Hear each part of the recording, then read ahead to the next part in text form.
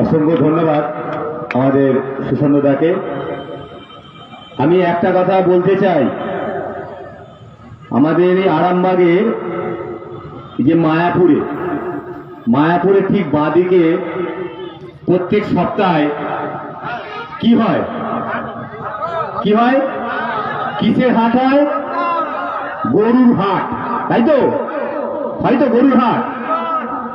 আমি এখানে 3 বিধায়ক আছে সম্মানীয়, আমি এই বিধায়ক মহাশয়দেরকে সাক্ষী রেখে বলছি, দাদা আমার এই দলের যে কর্মীরা আছে, এই কর্মীদের শুধু থানা পুলিশের দায়িত্বটা নিয়ে নিন, শুধু থানা পুলিশের দায়িত্বটা আপনারা একটু দিন। আমরা কথা দিচ্ছি কর্মীরা ওই চোরগুলো যদি মায়াপুরে হাটে যদি বেঁধে না রাখতে পারি, তো হাট থেকে যদি বিক্রি না করতে পারি, আমরা ভারতীয় জনতা পার্টি কর্মী নয়। অনেক মস্তান আছে, অনেক বড় বড় মাথা আছে, অনেক বড় বড় গুন্ডা আছে তৃণমূলের নেতাদেরকে, সব ঠান্ডা হয়ে যাবে। শুধু আমাদের দলের কর্মীদের পাশে একটু থাকুন দাদা, বাকিটা আমরা বুঝে নিচ্ছি।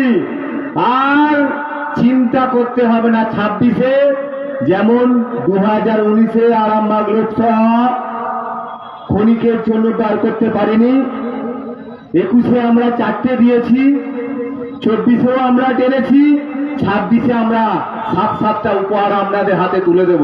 আমাদের কর্মীদের পাশে থাকুন, তাই দীর্ঘায়িত করব না। আমি আমার সম্মানীয় দাদা, আমার অভিভাবক, যা রাজনৈতিক পথ ধরে আজকে আমি এই জায়গায় আসতে পেরেছি, আমার সম্মানীয় দাদা পুরসুরা বিধায়ক সম্মানীয় বিমান ঘোষ মহাশয়ের হাতে আমি কিছু বলার জন্য অনুরোধ করব দাদাকে।